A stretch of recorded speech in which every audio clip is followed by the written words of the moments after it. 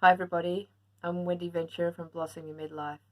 Thanks for joining me today. We're up to week 2 of the 40-day marriage challenge that we've been doing, and today's challenge is all about choosing to believe the best in our spouse. As you know, trust is such an essential part of any marriage, and in a loving, healthy, respectful marriage relationship, we choose to believe the best in our spouse. I guess it follows on from that earlier challenge that we did about having that same team mindset and knowing that our spouse is not the enemy. They've got our back, and they're doing their best in the relationship to be their best for us.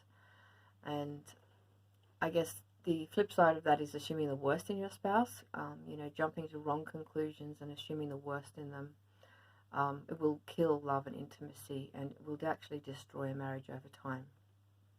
Whereas trust and believing the best in our spouse will encourage our spouse to actually rise up to our beliefs about them, and will just give our marriage that opportunity to be able to flourish. And tomorrow we're going to be talking more about how we can actually be the best person we can be in the marriage, and to prove ourselves trustworthy for the other partner.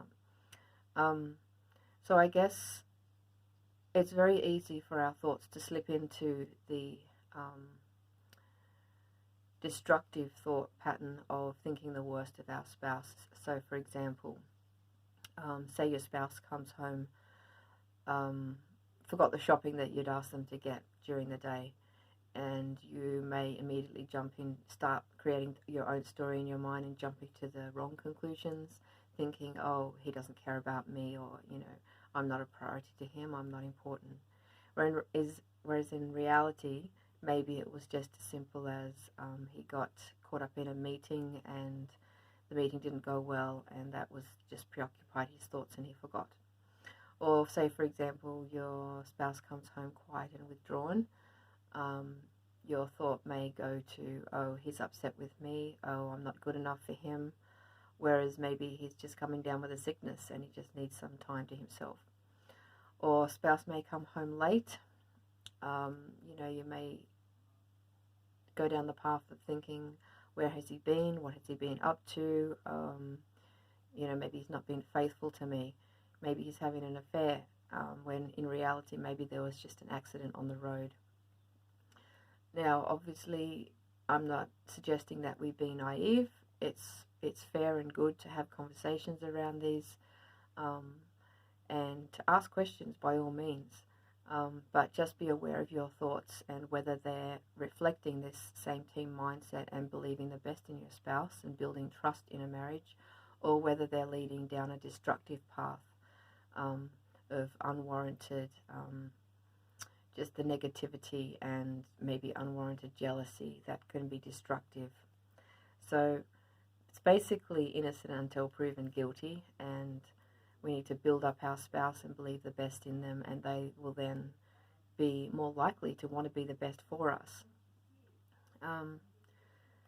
So, of course, there may be times when our spouse will let us down and we may be hurt, and this calls for grace and forgiveness and boundaries.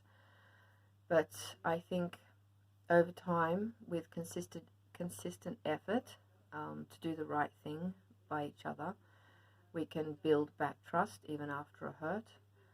But if you're in a situation where you're being repeatedly hurt, then you will lose confidence in your spouse to treat you well, and without repentance and responsibility being taken, boundaries, and developing that new habit of being open, honest, and real with each other, it is difficult and actually unwise to have trust in that situation.